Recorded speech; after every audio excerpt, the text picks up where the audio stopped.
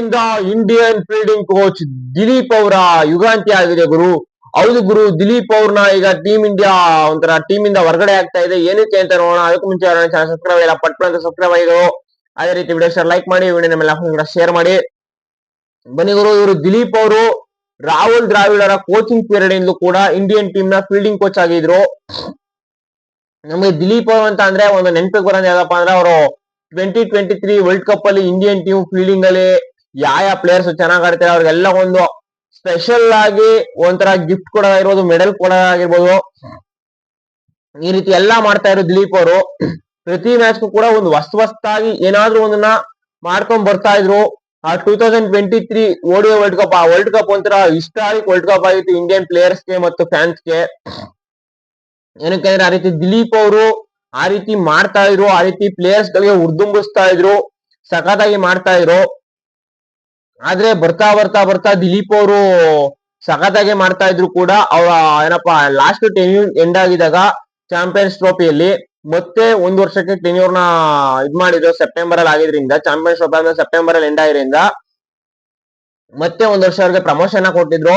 ಏನಕ್ಕೆ ಅಂದ್ರೆ ಇವರು ಪೀರಿಯಡ್ ಅಲ್ಲಿ ಸಖತ್ತಾಗಿ ಫೀಲ್ಡಿಂಗ್ ಸಿಕ್ತು, ಅದೇ ರೀತಿ ಕ್ಯಾಚಿಂಗ್ ಎಫಿಷಿಯನ್ಸಿ ಕೂಡ ಚೆನ್ನಾಗಿತ್ತು ಇಂಡಿಯನ್ ಟೀಮ್ದು ಅನ್ನೋ ರೀತಿ ಇವರು ಸಖತ್ತಾಗಿ ಪರ್ಫಾರ್ಮೆನ್ಸ್ ನ ಮಾಡಿದ್ದಾರೆ ಅನ್ನೋ ಬೇಸ್ ಮೇಲೆ ಮತ್ತು ಕೆಲವೊಂದು ಇನ್ಫ್ಲೂಯೆನ್ಸ್ ಗಳ ಮೇಲೆ ದಿಲೀಪ್ ಅವ್ರಿಗೆ ಮತ್ತೆ ಒಂದ್ ವರ್ಷ ಪ್ರಮೋಟ್ ನ ಮಾಡಿದ್ರು ಫೀಲ್ಡಿಂಗ್ ಕೋಚ್ ಆಗಿ. ಆದ್ರೆ ಇವ್ರು ಇವಾಗ ಫೀಲ್ಡಿಂಗ್ ಕೋಚ್ ಆದಾಗ ಮತ್ತೆ ಒಂದ್ ವರ್ಷ ಎಕ್ಸ್ಟೆನ್ಷನ್ ನ ತಗೊಂಡಾಗ ಇಂಡಿಯನ್ ಟೀಮ್ ನ ಫೀಲ್ಡಿಂಗ್ ಅಲ್ಲಿ ಸ್ವಲ್ಪ ಮಿಸ್ಟೇಕ್ ಗಳು ಜಾಸ್ತಿನೇ ಆಗ್ತಿದೆ. ಈ ಜಿಂಬಾಬ್ವೆ ಅಂತ ಟೀಮು, ಐರ್ಲೆಂಡ್ ಅಂತ ಟೀಮು, ಈ ಟೀಮ್ ಗಳನ್ನ ಇಂಡಿಯನ್ ಪ್ಲೇಯರ್ಸ್ ಲೇಜಿ ಆಗಿ ತಗೊಂಡ್ರು ಅಥವಾ ಇವ್ರು ಫೀಲ್ಡಿಂಗ್ ಅಲ್ಲೇ ಲೇಜಿ ತಗೊಂಡ್ರು ಏನೋ ಒಂದು ಅರ್ಥ ಆಗ್ತಾ ಇಲ್ಲ. ಆದ್ರೆ ಒಂದು ಇವರ ಲೇಜಿನೆಸ್ ಇಂದ ಇಂಡಿಯನ್ ಟೀಮ್ ಫೀಲ್ಡಿಂಗ್ ಅಲ್ಲಿ ಫುಲ್ ಕ್ಯಾಚಸ್ ನ ಬಿಡೋದಾಗಿರ್ಬೋದು ಎಲ್ಲಾ ಮಾಡ್ತಾ ಇದ್ರು. ಈಗ ನೋಡಿರ್ಬೋದು ಲಾಸ್ಟ್ ಜಿಂಬಾಬ್ವೆ ಸೀರೀಸ್ ಅಲ್ಲಿ ಜಿಂಬಾಬ್ವೆ ಅವರು ಕೇವಲ ಒಂದೇ ಒಂದು ಕ್ಯಾಚ್ ನ ಬಿಟ್ಟಿದ್ದಾರೆ, 12 ಕ್ಯಾಚ್ ನ ಹಿಡ್ಕೊಂಡಿದ್ದಾರೆ. ಬಟ್ ಇಂಡಿಯಾದ 10 ಕ್ಯಾಚ್ ಹಿಡಿದು 12 ಕ್ಯಾಚ್ ನ ಬಿಟ್ಟಿದ್ದಾರೆ. ಅರ್ಥ ಮಾಡ್ಕೊಳ್ಳಿ, ಜಿಂಬಾಬ್ವೆ ಅವರು ಕೇವಲ ಒಂದು ಕ್ಯಾಚ್ ನ ಬಿಟ್ಟಿದ್ದಾರೆ, ಇಂಡಿಯನ್ಸ್ 12 ಕ್ಯಾಚಸ್ ನ ಬಿಟ್ಟಿದ್ದಾರೆ. ಅಂದ್ರೆ ಅರ್ಥ ಮಾಡ್ಕೊಳ್ಳಿ ಎಲ್ಗೆ ಫೀಲ್ಡಿಂಗ್ ಹೋಯ್ತು ಅಂತ. ಆದ್ರೆ ಇದನ್ನೇ ಇವರ ಫೀಲ್ಡಿಂಗ್ ಗೋಸ್ಕರನೇ ಕಿತ್ತಾಕ್ತಾ ಇದಾರ ದಿಲೀಪ್ ಅವ್ರನ್ನ. ಅಂದ್ರೆ ಇವರ ಫೀಲ್ಡಿಂಗ್ ಆಗಿ ಕಿತ್ತಾಕ್ತಾ ಇಲ್ಲ. ಮೇನ್ ರೀಸನ್ ಏನಪ್ಪಾ ಅಂದ್ರೆ, India 3 back to back series ನ ಸೋಲ್ತು. ಅದಕ್ಕೆ ಯಾರೊಬ್ಬರನ್ನ ಕೋಚಿಂಗ್ ಸ್ಟಾಫ್ ಅಲ್ಲಿ ತಲೆದಂಡ ಮಾಡ್ಬೇಕಾಯ್ತು. ಆ ತಲೆದಂಡ ಮಾಡ್ಬೇಕಾದಾಗ ಮುಂಚೂಣಿಯಲ್ಲಿದ್ದಂತ ಹೆಸರು ಗೌತಮ್ ಗಂಭೀರ್ ಅವರು.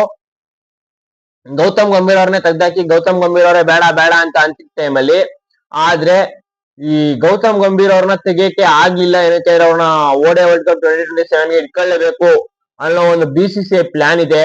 ಅದರಿಂದ ಗೌತಮ್ ಗಂಭೀರ್ ಅವರ ತಲೆದಂಡನ ಮಾಡದಂಗೆ ಇತ್ತ ದಿಲೀಪ್ ಅವರು ಒಂಥರ ಟೀಮ್ ಅಲ್ಲಿ ಸೈಲೆಂಟ್ ವ್ಯಕ್ತಿ ಆಗಿದ್ರು, ಸೈಲೆಂಟ್ ಆಗಿ ತಮ್ಮ ಕೆಲಸನ ಮಾಡ್ಕೊ ಹೋಗ್ತಾ ಇದ್ರು. ಅಂತ ವ್ಯಕ್ತಿ ಟೆನ್ಯೂರ್ ಸೆಪ್ಟೆಂಬರ್ಗೆ ಎಂಡ್ ಆಗುತ್ತೆ, ಬರೋ ಸೆಪ್ಟೆಂಬರ್ಗೆ. ಅವಾಗ ಅಲ್ಲಿಗೆ ನಿಲ್ಸ್ಬಿಡೋಣ ಅನ್ನೋ ರೀತಿ BCCI ಪ್ಲಾನ್ ಇತ್ತು. ಆದ್ರೆ ಈಗ ಬರ್ತಾ ಇರುವಂತಹ ಶ್ರೀಲಂಕಾ ಟೆಸ್ಟ್ ಸೀರೀಸ್ಗೆ ಇವರು BCCI ಜೊತೆ ಯಾವುದೇ ಮಾತುಕತೆನ ಮಾಡ್ತಾ ಇರುವಂತೆ, ನನ್ನ ಟೆನ್ಯೂರ್ ನ ಎಕ್ಸ್ಟೆಂಡ್ ಮಾಡಿ ಅಂತ. ಇವ್ರಿಗೆ ಇಂಟ್ರೆಸ್ಟ್ ಇಲ್ಲ ಅವರು ಆ ಟೀಮ್ ಅಲ್ಲಿ ವರ್ಕ್ ಮಾಡಕ್ಕೆ. ಅದರಿಂದ BCCI ಅವರು ಕೂಡ ಇವ್ರ ಕಡೆ ಇಂಟ್ರೆಸ್ಟ್ ನ ತೋರಿಲ್ಲ ಅನ್ನೋ ಅಪ್ಡೇಟ್ಸ್ ಬರ್ತಾ ಇದೆ. ಇದ್ರ ಬಗ್ಗೆ ನೀವೇನ್ ಹೇಳ್ತೀರಾ? ಈ ಅಪ್ಡೇಟ್ಸ್ ರೂಮರ್ಸ್ ಬಂದಿರೋದು ನಿಜಾನಾ? ನನ್ನ ಕಮೆಂಟ್ ಮಾಡಿ. ಅದೇ ರೀತಿ ಚಾನಲ್ ಸಬ್ಸ್ಕ್ರೈಬ್ ಮರಿಬೇಡಿ. Thank you guys.